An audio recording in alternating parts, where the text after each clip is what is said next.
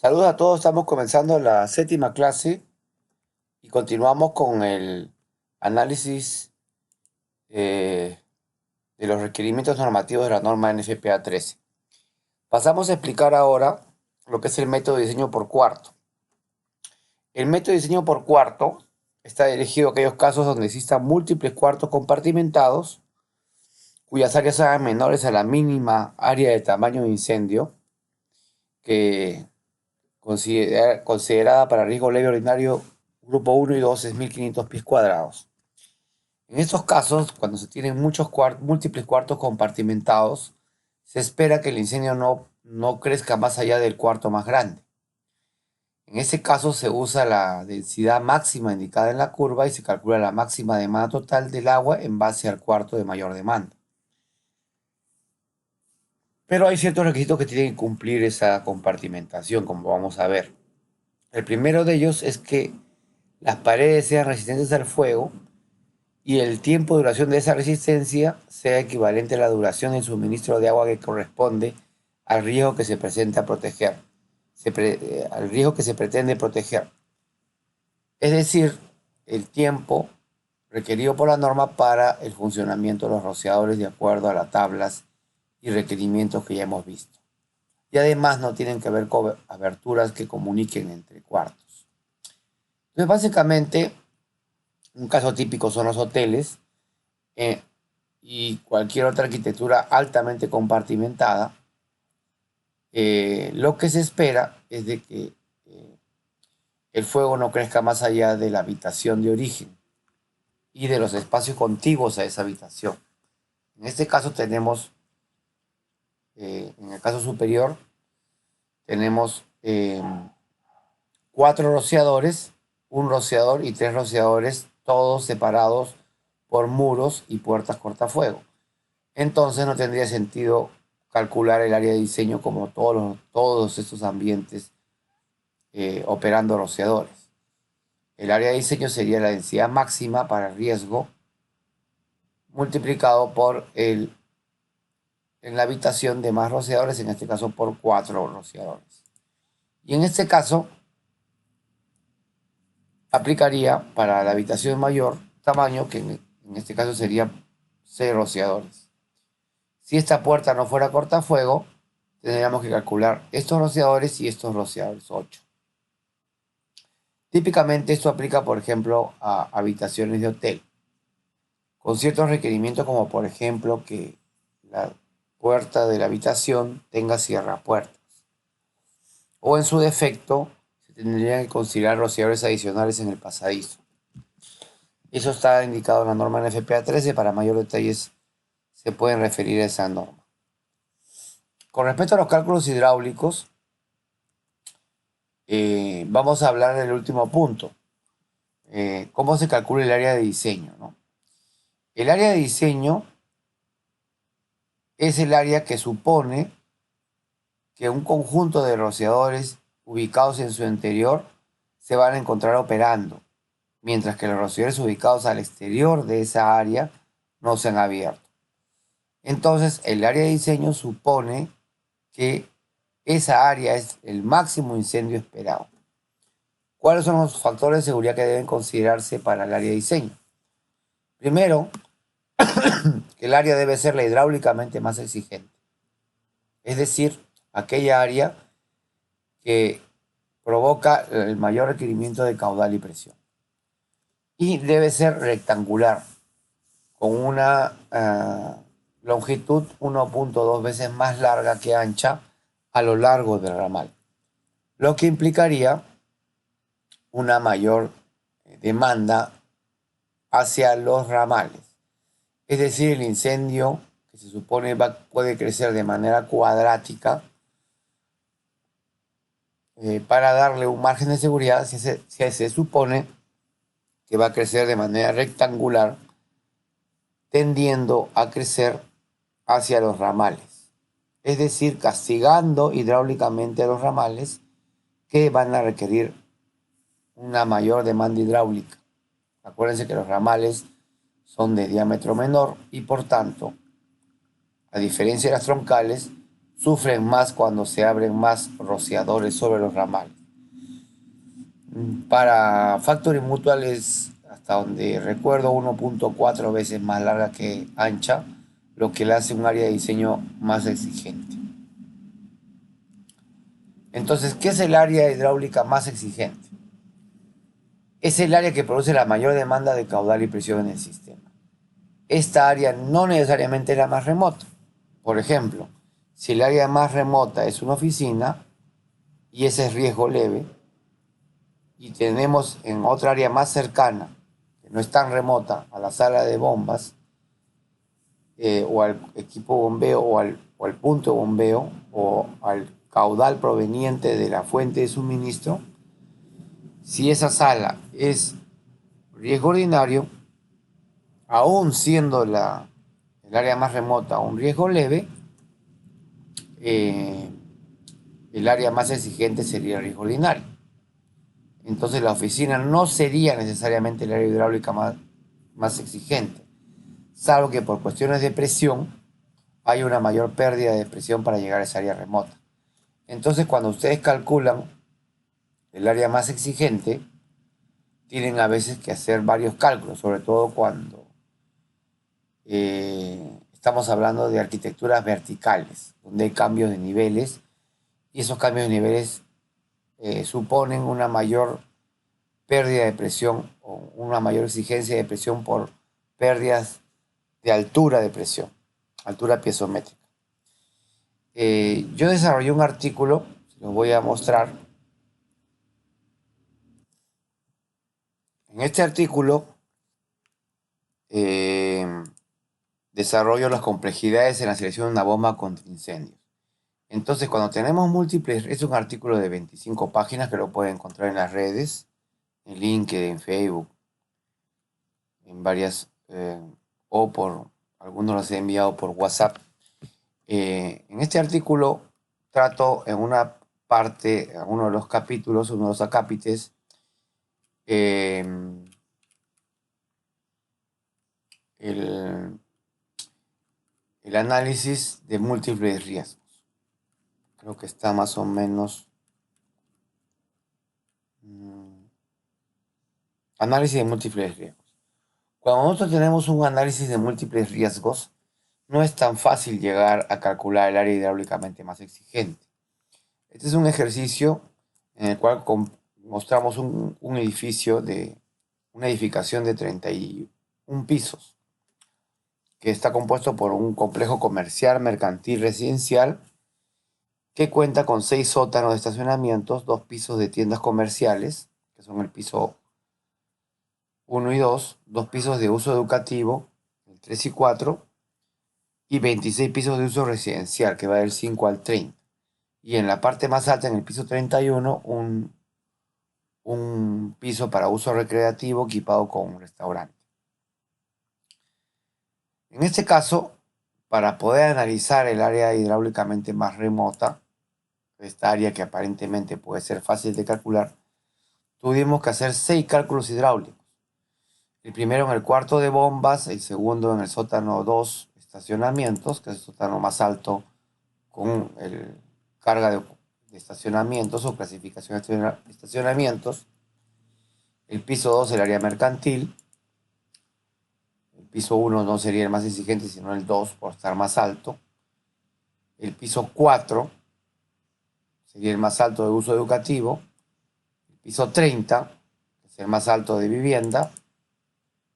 Y el piso 31, que está el área recreativa residencial. Entonces clasificamos el cuarto de bombas como riesgo alto grupo 1, estacionamiento como riesgo alto grupo 1 también, riesgo ordinario grupo 1, la zona mercantil como ordinario grupo 2, el área educativa y los apartamentos como riesgos leves y el área recreativa residencial como riesgo ordinario grupo 1. Entonces fíjense cómo los riesgos más altos van a tener mayor demanda, 650 galones por minuto. Sin embargo, por estar en el cuarto de bombas, la demanda de presión es muy baja, solo 30 psi. El sótano 2, 500 galones por minuto y la presión sube a 60. Baja el caudal por ser un riesgo menor al alto pero sube la presión. Y vamos viendo cómo el área mercantil estaría con 650,90. El área educativa baja el caudal, pero sube la presión. En este caso se mantiene casi igual por las pérdidas. Pero como acá vemos que el caudal se mantiene igual para este riesgo leve ya en el piso 30, pero la presión está subiendo ya casi 190 PSI. Y finalmente el área recreativa tendría 430 galones por minuto con 185 PSI. Todos estos requerimientos se tienen que cruzar. En este caso ensayamos con una bomba de 500 galones por minuto con 180 PSI, que tiene un caudal máximo de 150% de 750 galones por minuto, con una presión de 117 y 252 de caudal cero. Esta curva es teórica.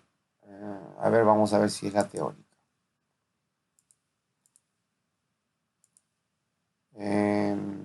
117 entre 180.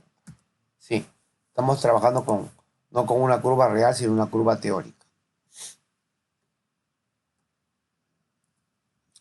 Bien, con esta curva teórica graficada en una hoja logarítmica, sale en línea recta, marcamos los puntos, caudal a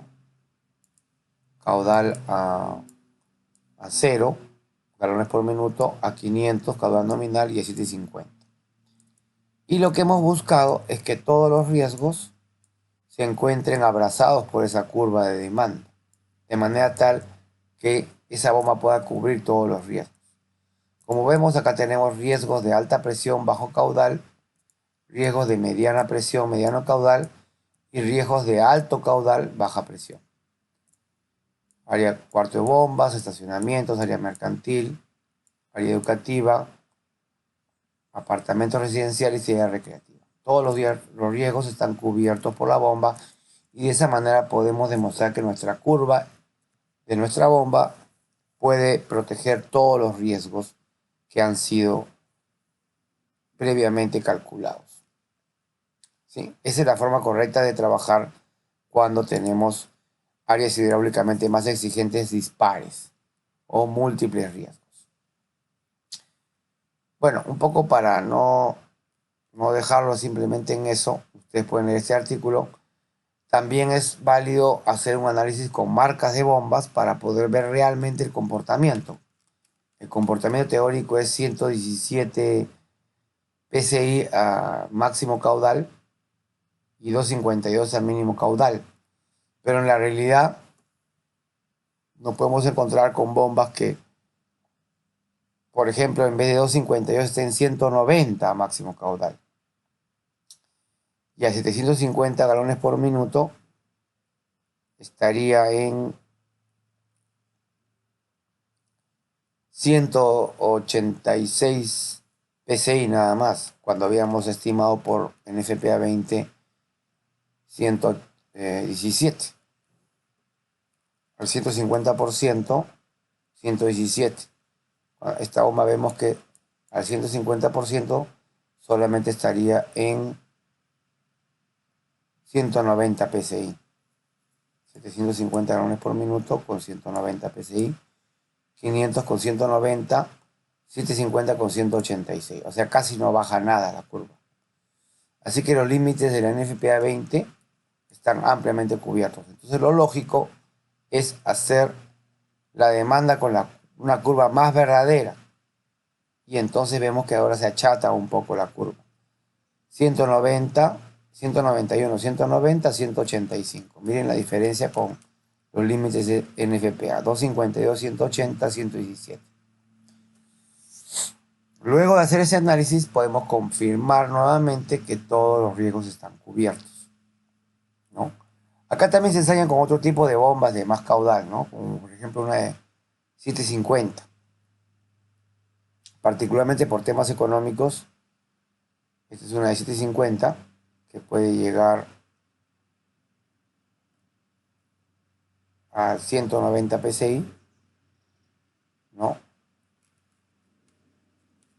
También se hizo ensayo con otra marca, 500 con 190, igual, los puntos, 500 con 190, y finalmente otra de 750 con 190, 750 con 190, que puede llegar incluso a 1125, digamos por acá. Entonces, esa es la forma correcta. Este artículo lo pueden leer, tiene 25 páginas. En realidad tiene mucha información que puede ser interesante para ustedes, que no es parte de la lección, pero que puede complementar bastante lo que hemos tratado en esta lección. Bien.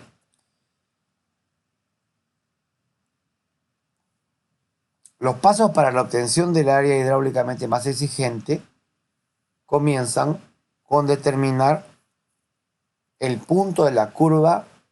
Primero identificar el riesgo y determinar el punto de la curva de área densidad de acuerdo a los requisitos del tipo de rociado utilizado. Puede ser respuesta rápida, respuesta estándar y todos los ajustes que tienen que haberse hecho, tomando en consideración todos los parámetros que hemos estudiado anteriormente. Vamos a suponer que en este ejercicio que cogemos el punto de un riesgo leve, 0.1 por 1000 galones por minuto por 1500 pies cuadrados. Un riesgo leve. Después debemos determinar el área de cobertura del rociador. Ese es un tema que ustedes ya deben saber cómo determinar el área de cobertura, pero digamos que el área de cobertura sea 120 pies cuadrados, con una distancia entre rociadores de 12 y una distancia entre ramales de 10. Basados en eso, y sabiendo que el área de diseño es 1500 pies cuadrados, tenemos que calcular cuántos rociadores deben calcularse dentro de esa área de diseño. En este caso, son 13 rociadores, 1500 entre 120. Esto ya hemos practicado. ¿Ok? Dado eso, ya sabemos que son 13 rociadores, tenemos que saber cuántos rociadores calcular por ramal. En otras palabras, calcular la forma del área hidráulicamente más remota o más exigente. Como ha sido discutido, esta área tiene que ser 2 veces más larga que ancha. Y la fórmula para calcular eso es sacarle la raíz cuadrada al área, a esta área de 1500, ¿sí? Para tener un cuadrado perfecto, lado por lado, igual lado cuadrado, multiplicarlo por 1.2 para tener el lado más largo, 1.2, pero esto me va a dar largo, pies, unidad de medida. Para convertirlo en número de rociadores, tengo que dividirlo entre la distancia entre rociadores, que en este caso, por ejemplo, es 12. Entonces, el área es la raíz cuadrada, el número de rociadores calculados es la raíz cuadrada del área, tenemos el lado promedio, el lado L, multiplicado por 1.2, tenemos L por 1.2 son pies, o metros, o lo que fuera, dividido entre la distancia entre rociadores, tenemos el número de rociadores calculados.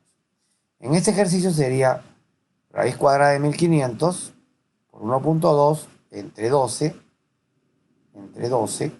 S, eso nos da 3.87, lo cual son 3.87 rociadores, tengo que redondearlo al entero siguiente, 4 rociadores. Como ahora sabemos que son 4 rociadores y son un total de 13 rociadores, tenemos que saber cómo acomodar esos rociadores para que cumplan con la condición establecida. 4 rociadores por ramal y 13 rociadores en total. Entonces, intuitivamente, ustedes ya saben que serían 4 rociadores por ramal, un segundo ramal 4 rociadores, un tercer ramal 4 rociadores y un último rociador en el último ramal. Entonces, si la bomba está en esta zona de mi mouse y fluye hacia estos ramales, como este ejercicio, 12 por 10, 120, tengo que calcular 13 rociadores, 4 por ramal, 1, 2, 3, 4, los más alejados. De ahí se van contando los más cercanos, 4, 8, 12, y finalmente un último rociador en el último ramal. Aquí la pregunta que siempre me hacen es por qué se escoge el más cercano a la bomba y no el más alejado. el 13º rociador, ¿por qué no se escoge el más alejado? Porque en realidad este es el más exigente.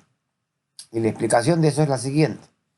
Dado que el rociador hidráulicamente más alejado es este, y que este rociador es el que determina la presión que debe lanzar la bomba para cumplir con el requisito de descarga de este rociador a una presión determinada ya por este rociador, dado eso, la presión viene determinada por este rociador, de manera tal que este rociador es el que está mandando sobre la presión. ¿Cuál es la diferencia entre este rociador y este rociador, dado que este ya determinó la presión? Que este va a descargar más caudal que este. ¿Por qué? Porque está más cerca a la bomba. Entonces, este rociador es hidráulicamente más exigente que, eh, que este, porque este va a demandar más caudal que este rociador. Por tanto, se usa el rociador más cercano a la bomba. Bien, entonces el área más remota estaría compuesta de 13 rociadores y este es el cálculo hidráulico. Estos son los rociadores que ustedes tienen que abrir cuando desarrollen el cálculo y lo que tienen que ensayar es cómo se comporta el sistema cuando todos estos 13 rociadores estén abiertos mientras los demás están cerrados. Y esa es la máxima demanda de mi sistema de rociadores. ¿Por qué? ¿Qué pasaría si aplicáramos FM en este mismo cálculo? Vamos a probar. ¿Qué pasaría si en vez de 1.2 fuera 1.4? 1.4 no siempre sale más de 4 rociadores, pero probablemente salga entre 12. Saldrían 5 rociadores. Quiere decir que el área más exigente para ese FM serían 5, son 10, y 3 para 13 rociadores, 13. Entonces sería, en este caso, 5, 5, 3. Este de acá y este de acá. ¿Por qué eso es más exigente? Porque mi pérdida en los ramales va a ser más fuerte porque estoy incorporando un rociador más en cada ramal. Harían el cálculo y se darían cuenta de que la demanda de presión y caudal, la pérdida de caudal, les va a salir más alta. Si salía, por ejemplo, 1.3, en este caso va a salir 1.30 y algo, 35, qué sé yo, no sé. Por eso que se dice que es más exigente. Lógicamente el incendio, si el incendio comenzara acá, es un poco, tampoco voy a calcular todo como si creciera de lado a lado. Ha habido casos en los cuales uno podría interpretar que el incendio, por ejemplo, en un vehículo podría continuar en un parqueo, podría continuar entre vehículo y vehículo y vehículo y vehículo y nunca crecería hacia el patio de maniobras o hacia el frente, a la otra línea de vehículos. Entonces uno podría asumir que se van a abrir los rociadores a lo largo de un ramal. Ese es un argumento que podría ser válido, ¿no? Y decir mi área más exigente serían todos los rociadores de este ramal y después este ramal. Eso haría que sea más exigente el sistema aún, porque estaría considerando más rociadores dentro de un tubo de menor ramal, de menor diámetro, lo que me obligaría a incrementar el diámetro de mis ramales. Bien, acá tenemos ejemplos de áreas más remotas, ¿no? Por ejemplo, este es en una 1, 2, 3, 4, 5, 6, 7, 21 rociadores. Se supone que la bomba está por acá. Estos son 4, 8, 12, 13. Acá se supone que la bomba está viniendo por acá, alimentando. Acá tenemos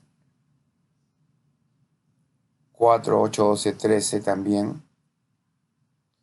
Acá tenemos 4, 8, 12. Igual acá tenemos, llega por acá, 4, 8, 12. En un anillo no es tan sencillo, pero casi evidentemente es al centro. El cálculo hidráulico se puede hacer, ya les he explicado en la clase anteriores cómo se calcula el cálculo manualmente de anillos. Pueden practicar. Donde es más complicado es en la parrilla. Eso sí es imposible de calcular. El software es el que calcula el picking, buscando el peor escenario posible, como vimos en la clase anterior cuando estábamos hablando de parrillas.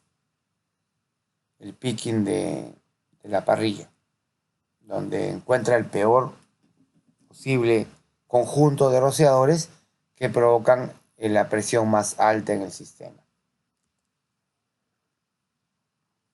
Acá estamos viendo, todos son anillos, ¿no? Por ejemplo, acá si la bomba está en este sector, probablemente por acá esté el área más remota. Bueno, vamos a hacer un ejercicio para practicar esto del cálculo del área remota. En el siguiente diagrama determine la forma del área más remota. El riesgo clasificado como alto grupo 2, la densidad seleccionada ha sido de 0.4 galones por minuto sobre 2.500 pies cuadrados, el techo es plano y el espaciamiento de los rociadores está indicado en el diagrama.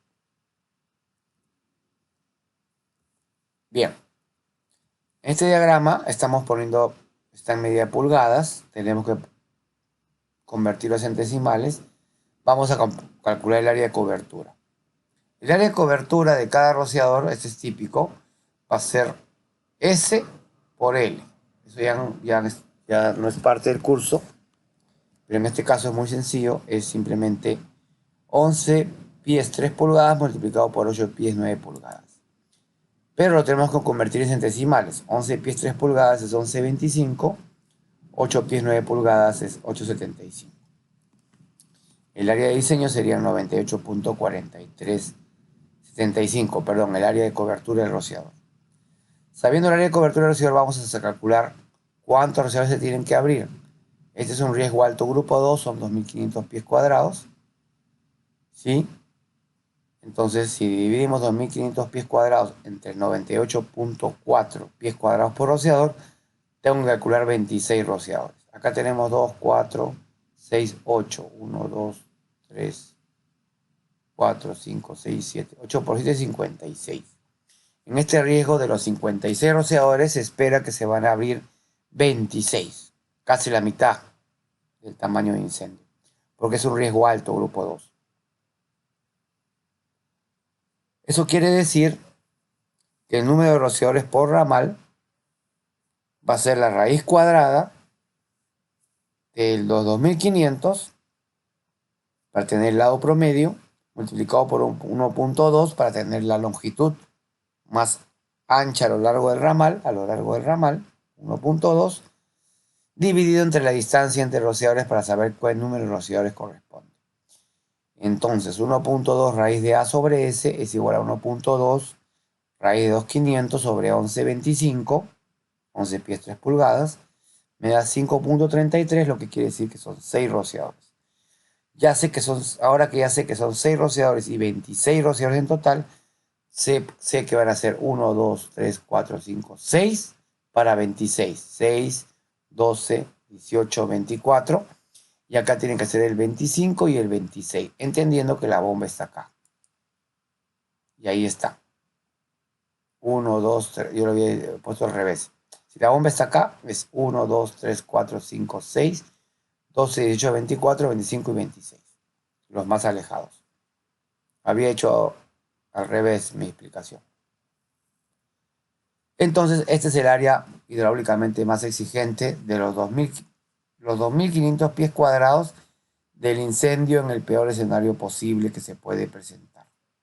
Más alejado. Siempre estos dos rociadores adelante porque son los que están más cerca de la bomba y van a descargar más agua que estos dos rociadores que están más alejados. Y este es el que manda sobre la presión. Este es el que va a determinar la presión de todo el sistema.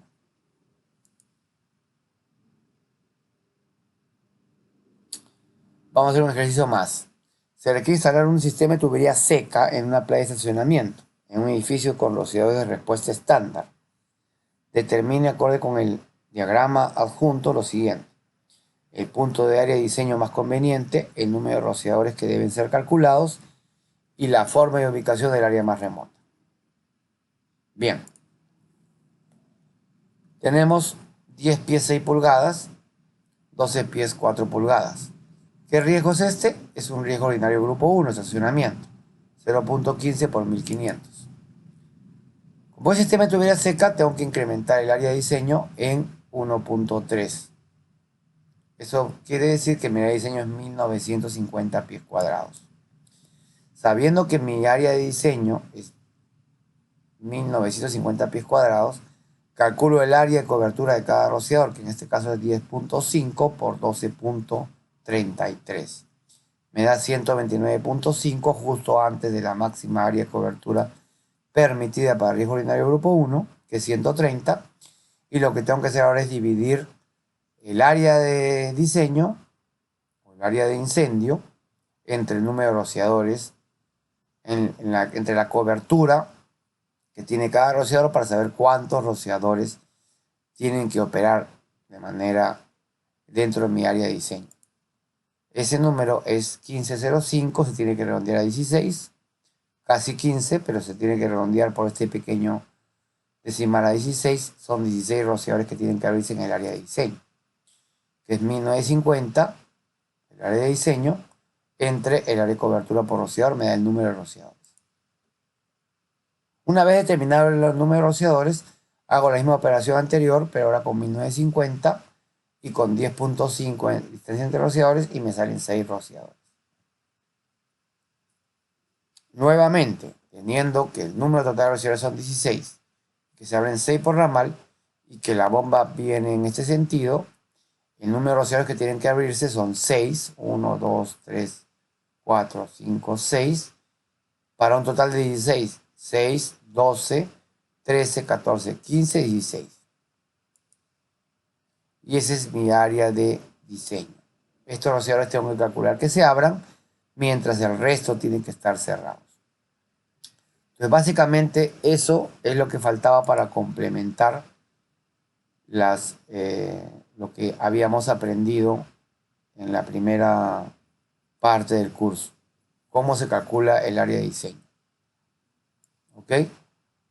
Nuevamente, acá si aplicamos FM acá, sería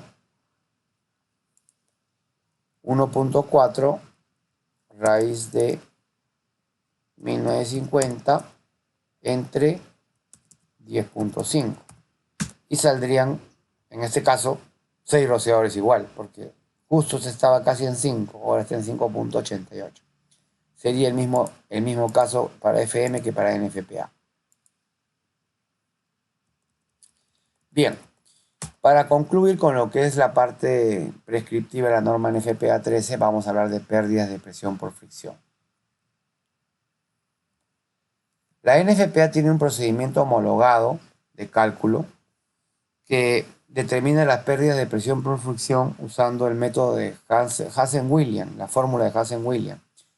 Es una de las fórmulas empíricas más reconocidas. Esta fórmula o este método determina la pérdida de presión por fricción en función de un método simplificado que solo depende del caudal, del coeficiente de rugosidad de la tubería y del diámetro de la tubería, donde el caudal se mide en libras por pulgada cuadrada, la presión, la pérdida se mide en libras por pulgada cuadrada por pie de tubería. Habría que multiplicar por el número de pies, sería L en esta fórmula, que no aparece porque esa es la fórmula por pie, pérdida por pie de tubería. El caudal se mide en galones por minuto, el coeficiente de fricción es adimensional y el diámetro interno de la tubería se mide en pulgadas. ¿Sí? Ese es el método americano. Pueden cambiarlo a unidades de medidas del Sistema Internacional de Medidas, pero estamos dentro de NFPA y acostumbrados muchos de nosotros a tratar con medidas americanas, imperiales, vamos a seguir trabajando con esas medidas. Medidas pulgadas y PCIs. El coeficiente de fricción. El coeficiente de fricción de Hansen-Williams es una medida de la rugosidad de la tubería. Si se dan cuenta, cuando mayor sea el valor de C, en esta fórmula, cuando mayor sea el denominador, mayor será la pérdida de... Cuando mayor sea el denominador, menor será la pérdida de presión por fricción por pie de tubería, y viceversa, cuando menor sea C, mayor será la pérdida de presión por fricción. Lo que implica que el C más bajo es un coeficiente de fricción mayor o una rugosidad mayor. Entonces los C más bajos me van a indicar que la tubería tiene mayor rugosidad. A menor rugosidad, la tubería tiene mayor valor C. Y a mayor rugosidad, la tubería tiene menor valor C. ¿Ok? Estos son los valores típicos. Existen tablas más completas. Yo les puedo alcanzar alguna más completa donde, si me la piden, les puedo dar. Se desarrollan incluso para tuberías de acero por edades y tipos de tuberías o ataque corrosivo provocado por aguas con alto contenido de carbonato de calcio o agentes contaminantes microbiológicos. Este C se puede bajar a 90, 80, 70, 60, 50. Y eso haría que las pérdidas de presión por fricción se eleven a la 1.85, casi al cuadrado. ¿Ok? Con respecto a, a valores diferentes.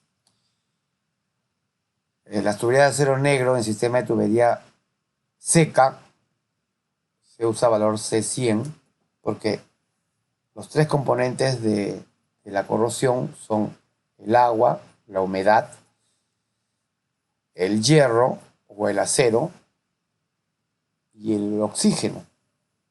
Y en un sistema de tubería seca y acción previa, como las tuberías están llenas de aire, están los tres elementos permanentemente en contacto para promover la corrosión: el hierro, la humedad y el aire. Por eso se usa el valor C, a pesar que es el mismo material que los sistemas de tubería húmeda. En los sistemas de tubería húmeda convenientemente purgados no hay aire, no hay oxígeno. Entonces el coeficiente de fricción puede bajar o puede subir a 120, lo que hace que baje las pérdidas de presión por fricción.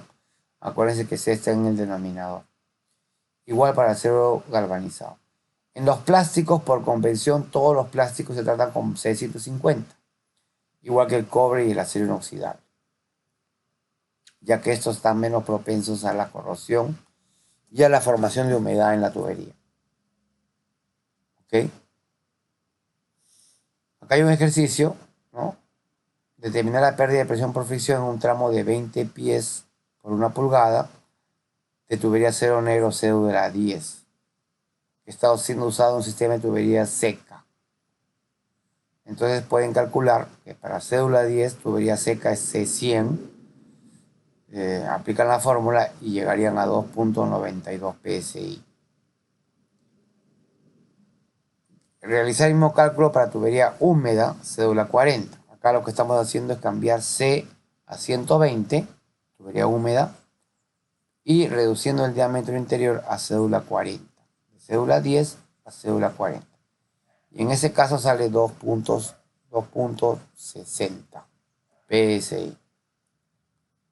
Entonces, como ven, por un lado favorece el C120, pero por otro lado desfavorece la tubería cédula 40 contra la cédula 10. De 100 sube a 120, baja la fricción, pero el coeficiente de diámetro interior, el D,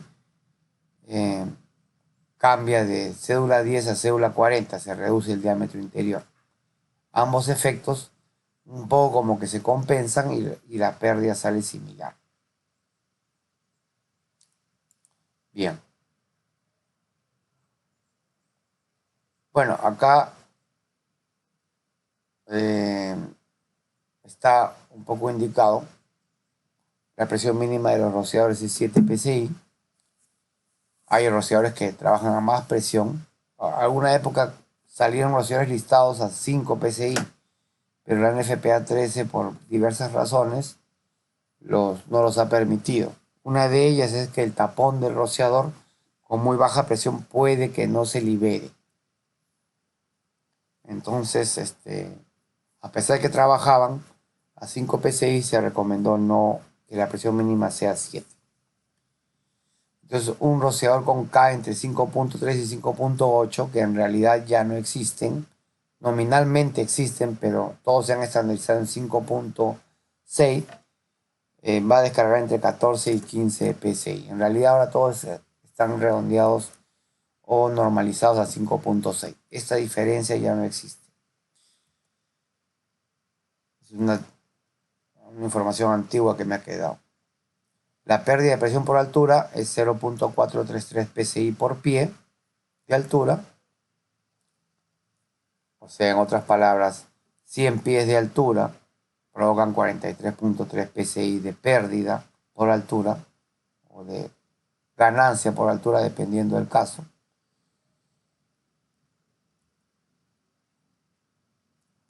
Y ahora vamos a pasar a la pérdida de presión en conexiones y accesorios. La pérdida de presión en conexiones y accesorios se va a medir siempre o convertir siempre en función del largo de tubería, que produciría una pérdida de presión equivalente a la que produce la conexión o accesorio. En otras palabras, en las tablas, NFPA lo que hace, y en general los cálculos hidráulicos, siempre tratan de convertir los accesorios en longitud equivalente, en tubería del mismo diámetro. Entonces vamos a ver tablas como esta, donde, por ejemplo, un codo estándar de 90 de 2 pulgadas es equivalente a 5 pies de tubería de 2 pulgadas. Una T de 1 pulgada es equivalente a 5 pies de tubería de 1 pulgada. Una mariposa de 3 pulgadas es equivalente a 10 pies de tubería de 3 pulgadas. En otras palabras, para nuestro cálculo hidráulico son 10 pies más de tubería, una check 16 pies para 3 pulgadas, y así sucesivamente tenemos para diámetros hasta de 12 pulgadas. Fíjese la diferencia, por ejemplo, una compuerta con una check, la gran diferencia que tiene en pérdidas. Una check hace perder, sobre todo tipo swing, mucho más presión, fricción, provoca más pies de tubería que una válvula compuerta. Y una válvula mariposa pierde mucho más presión que una compuerta. Por eso que también no son muy recomendables cuando tengo problemas de presión. Una forma de reducir las pérdidas de presión por fricción es evitar el uso de válvulas mariposa y usar válvulas compuertas, que son de paso libre y no generan la turbulencia al centro que típica que genera una mariposa, que tiene una clapeta que se queda en el centro del eje del flujo, causando turbulencia y pérdida de presión por fricción. Bien, las tablas anteriores han sido hechas para tuberías de acero negro cédula 40. Entonces todas esas longitudes se han hecho para convertir a tubería cédula 40. Pero ¿qué pasa si tenemos que trabajar con otra cédula? Para hacer eso simplemente lo que tenemos que hacer es calcular el valor que están, estos valores, aplicarles el siguiente coeficiente, que no es otra cosa que el mismo coeficiente de Hazen-Williams, que es diámetro interno real entre diámetro interno cédula 40 a la 4.87. Si se dan cuenta, en la fórmula de Hazen-Williams, D está a la 4.87. Entonces lo único que estamos haciendo acá es calcular la relación que hay entre este valor, en qué porcentaje cambia con respecto al nuevo valor, y como el coeficiente está a la 4.87, en el denominador de Hazen-Williams aplicamos ese coeficiente o esa potencia, la aplicamos al cociente entre los diámetros correspondientes. Si este tiene diámetro 2 y este tiene diámetro 1, Esto sería 0.5, es la mitad. Pero no es la mitad, es la mitad a la 4.87. Para tuberías con coeficiente de fricción diferente a C120, porque esta tabla también está hecha, estas tablas están hechas para C120, también se aplica lo mismo. En este caso es C está a la 1.85. Entonces, si bien acá lo mostramos ya desarrollado, lo que han hecho acá básicamente es aplicar el coeficiente de C120 entre 100, entre 120 a la 1.85. Y eso le va a dar 100 entre 120 a la 1.85, le va a dar 0.713. 130 entre 120 a la 1.85 le va a dar 1.16. Igual acá, 1.33 y 1.51. Entonces ya está convertido. Pero es exactamente lo mismo procedimiento que en este caso. Acá es elevar a la 4.87 y acá es elevar a la 1.85. Entonces hagamos un ejercicio. Un codo cédula 10 de 2,5 une dos tramos de tubería de un sistema de tubería seca. ¿Cuál es la longitud equivalente de este codo? Como la longitud equivalente de este codo es cédula 10 y no lo tenemos en la tabla, lo que tenemos que aplicar es el cociente del diámetro interior de cédula 10 con respecto a la tabla que está en cédula 40. Entonces dividimos esta relación, le elevamos a la 4.87 y nos va a dar el factor de conversión, que en este caso es 1.373. Veamos cómo sale. 2.635 entre 2.469 a la 4.87. 1.373. En el caso de C100 pasar de 120 pasar a 100, ya lo tenemos convertido, acá es 0.713, pero vamos a ver si sale. Sería 100 entre 120. La verdad que nunca he intentado hacerlo, pero supongo que la teoría se cumple. 0.713. ¿Sí? Debería ser 714 porque, para redondearlo, pero bueno. Aplicando entonces ahora, ¿cuánto es un codo cédula 10 de 2,5? O cédula 40 de 2,5. 2,5, cédula 40 es 6 pies.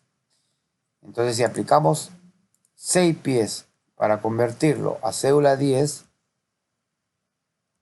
tubería seca, C100, multiplicamos por el factor de conversión de diámetro diferente por el factor de conversión de coeficiente de fricción diferente.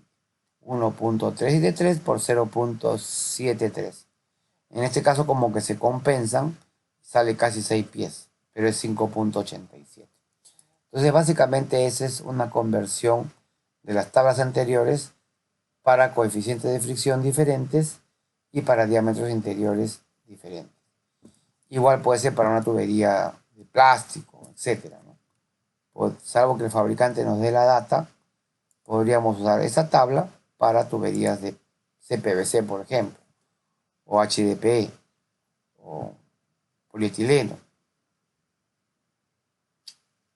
¿sí? O cualquier tubería plástica. Es una forma de aproximarse, ¿no? Pueden hacer algún ejercicio por ahí. Como no tengo los diámetros interiores, no les podría hacer un ejercicio. Tendríamos que buscar. Pero puedo preguntarles en los exámenes, a los que quieran pasar este curso calificado, les voy a preguntar, de repente les puedo preguntar algo relacionado con estos cambios de la tabla. Bueno, no vamos a hacer cálculo hidráulico en este curso detallado porque eso es algo muy complejo para explicarlo en un curso de este tipo de YouTube. Tampoco es el objetivo de la lección y tampoco es un poco larga la explicación, pero este es el proceso homologado por NFPA para realizar cálculos hidráulicos. Se debe indicar al menos el tramo tubería, el caudal del rociador que está descargando, si no hay descarga es cero, el caudal total que pasa por esa tubería, el diámetro de la tubería, las conexiones que existen en ese tramo de tubería, la longitud equivalente, que es la longitud total de tubería real, más la sumatoria de las longitudes de las conexiones, ya convertidas en longitud de tubería, que me da un total, y la pérdida de presión por fricción, que depende obviamente del caudal, del diámetro y el coeficiente de fricción, aplicado por pie, multiplicado por la longitud equivalente, me va a dar la pérdida de presión por fricción. Si ha habido cambio de elevación, se incorpora en esta casilla y tenemos la pérdida total de este tramo, ya sea causado por fricción como por elevación.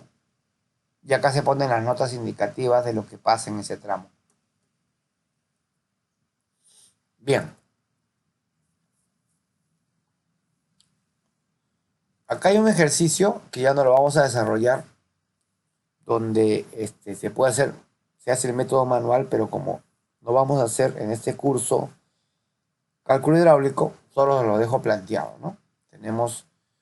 Sale el cuarto bomba con 20 pies, llega a una habitación que está a 10 pies de altura, sube 10 pies más, aparte de los 10 pies que recorre horizontal, y se reparten aquí 4 rociadores, ¿no? Pueden hacer el cálculo hidráulico para practicar. Y me lo pueden mandar si gusta como parte de su plan de elección de calificación, como opcional calcular estos 4 rociadores qué presión requerirían de bomba en este ejercicio. ¿Sí? El riesgo es leve, tienen la densidad, tienen el área, que serían todos los rociadores, tienen la altura, tienen todo para hacer un cálculo hidráulico muy sencillo con 4 rociadores, como para practicar un poquito cálculo hidráulico. Bien. Ahora voy a enseñarles